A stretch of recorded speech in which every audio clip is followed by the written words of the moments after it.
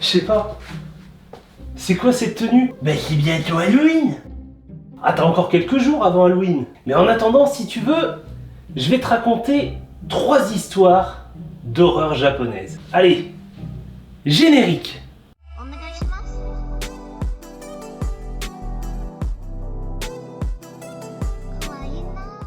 Bonjour. Alors, aujourd'hui, ça va être quoi l'histoire? Alors aujourd'hui, je ne vais pas vous raconter une histoire, mais 3 histoires d'horreur japonaise. Éteignez la lumière et installez-vous confortablement, car voici la première histoire. Le poème maudit. 1919. Cette première histoire remonte en 1919 où un écrivain au nom de Saijo Yase écriva un poème horrible nommé Tominos L. Ah, je connais l'histoire. Attends. La sœur aînée vomit du sang. La sœur cadette crache du feu. Tute Domino crache des bijoux précieux. Oh, arrête. Il faut pas le lire à haute voix. Ben pourquoi? Parce que c'est un poème maudit. Si tu lis à haute voix, tu risques de mourir. L'histoire parle d'un jeune garçon nommé Tomino qui descend les 8 étages des enfers. Certains disent que Tomino a perdu son âme après avoir assassiné un de ses parents. A priori, il existe une place spéciale dans les enfers bouddhistes qui est réservée à ce genre de personnes qui ont commis ces péchés. En effet, c'est pas joyeux ça. Mais dis-moi, pourquoi ce poème est maudit? Eh bien, c'est très simple. Tous ceux et celles qui ont lu ce poème à haute voix sont tous morts. 1974. Un réalisateur au nom de Terama Shuji décida alors d'adapter ce poème en version cinématographique. Cette œuvre était bien entendu basée sur l'enfer de Tomino, que l'on peut traduire par Dennen Nichizu. À la suite de ça, il est décédé prématurément à l'âge de 50 ans, mort d'un cancer du foie, alors que celui-ci, pourtant avant, avait une très bonne santé. Cet événement renforça la rumeur sur lequel le fait de lire ce poème à haute voix n'engendre uniquement souffrance et mort. La chambre rouge.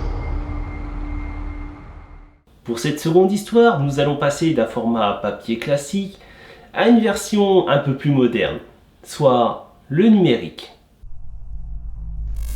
1990. Cette histoire remonte à l'époque où les ordinateurs domestiques commençaient à se répandre dans les foyers japonais. Digne d'un film d'horreur japonais, cette légende raconte que lorsqu'une fenêtre rouge vient apparaître sur l'écran de votre ordinateur, cela veut dire que vous allez mourir. C'est bien entendu devenu une vraie malédiction. Imaginez-vous, vous êtes sur votre ordinateur et soudainement une fenêtre avec un écran rouge s'ouvre sur votre bureau. Vous ne comprenez pas parce qu'elle est apparue toute seule. Vous essayez de la fermer, mais malheureusement, celle-ci ne se ferme pas. Dans cette fenêtre sur fond rouge, il y a une inscription désordonnée, écrite en noir. Et on peut lire ceci. Tu aimes la chambre rouge? Dès que vous avez lu ce message, toutes les ouvertures de votre chambre se ferment. Vous vous retrouvez alors piégé.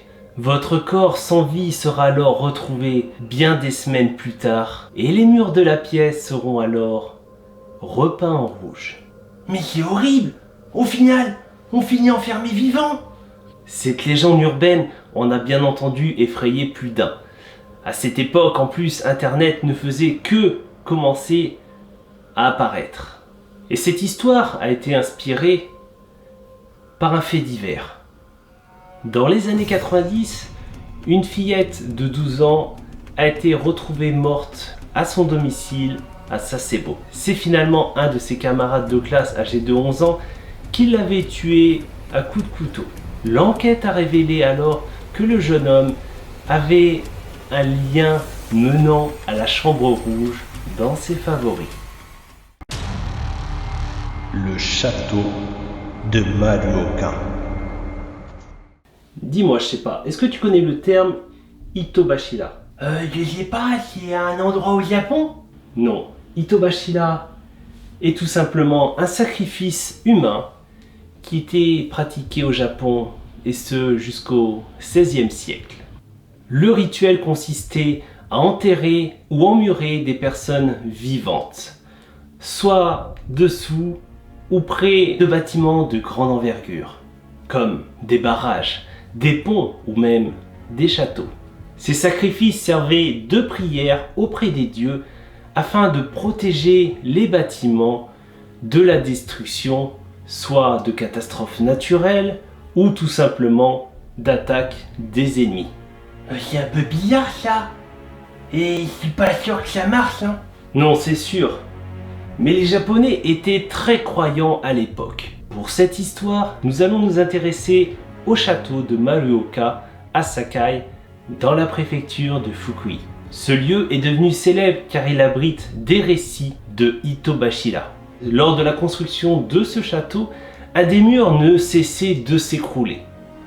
On avait beau le reconstruire ou le faire de différentes façons, celui-ci ne tenait jamais. Il fut alors décidé qu'une femme servirait de sacrifice afin d'apaiser les dieux pour que le bâtiment puisse perdurer. Et c'est une certaine Ochizu qui fut choisie. Elle accepta de servir d'offrande et d'être emmurée vivante à une seule condition, que l'on fasse de son fils un samouraï. Il en aura fallu du courage. Oui, c'est sûr.